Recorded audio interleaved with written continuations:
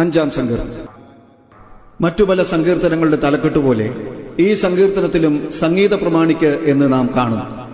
തന്റെ ജീവിതാനുഭവങ്ങളുടെ പശ്ചാത്തലത്തിൽ രചിക്കപ്പെട്ടുവെങ്കിലും ഈ സങ്കീർത്തനങ്ങളെല്ലാം തന്നെ പരിശുദ്ധാത്മ പ്രേരണയാലും നടത്തിപ്പിനാലും രൂപം കൊള്ളുകയും പൊതുവായ ആത്മീക ശുശ്രൂഷകൾക്കും ഉപയുക്തമാകുന്ന വിധത്തിൽ സംഗീത പ്രമാണിക്ക് കൈമാറുകയും ചെയ്തതിനാൽ ഇന്നും അതേ നിലയിൽ നമ്മുടെ വ്യക്തിപരമായ ധ്യാനത്തിനും പൊതു ആത്മീക ശുശ്രൂഷകൾക്കും ഈ കീർത്തനങ്ങൾ പ്രയോജനപ്പെട്ടുകൊണ്ടിരിക്കുന്നു.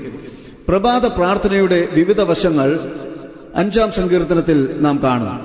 താൻ നേരിട്ടുകൊണ്ടിരിക്കുന്ന ഭൗതികവും ആത്മീകവുമായ വിഷയങ്ങൾക്ക് പരിഹാരകൻ ദൈവം മാത്രമെന്നും ദൈവം മറുപടി നൽകുമെന്ന വിശ്വാസത്താൽ പ്രതീക്ഷയോടുകൂടെ ഒരു ദിവസത്തിന്റെ ആരംഭത്തിൽ തന്നെ ദൈവസന്നിധിയിൽ സമർപ്പിക്കുവാൻ ഒരുക്കപ്പെടുന്ന അപേക്ഷയുമായിട്ടാണ് ഈ സങ്കീർത്തനം നാം വായിക്കുന്നത്.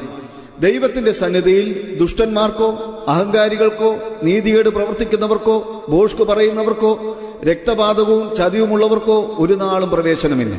അതിനാൽ പ്രാർത്ഥനയ്ക്ക് മുമ്പ് അപേക്ഷകൻ തന്നെ പരിശോധിച്ചുകൊണ്ട് ദൈവകൃപയുടെ ബഹുത്വത്തിൽ ആശ്രയിച്ച് വിശുദ്ധ മന്ദിരത്തിന് നേരെ ദൈവഭക്തിയോടെ ആരാധിക്കുവാൻ വെമ്പൽ കൊള്ളുന്നു. 8-ാം വാക്യത്തിൽ ദൈവനീതിയാൽ തന്നെ നടത്തണമെന്നും തന്റെ മുമ്പിൽ ദൈവത്തിന്റെ വഴിയെ നിരപ്പാക്കണമെന്നുള്ള ആഗ്രഹം ചിന്താർഹമാണ്. ഞാൻ നടക്കേണ്ടത് ദൈവത്തിന്റെ ആലോചനയാൽ ആയിരിക്കണം. ഞാൻ നടക്കേണ്ടത് ഞാൻ തിരഞ്ഞെടുത്ത വഴിയിലല്ല, പകരം ദൈവം എനിക്കായി നിരപ്പാക്കിയ വഴിയിൽ തന്നെ ആയിരിക്കണം.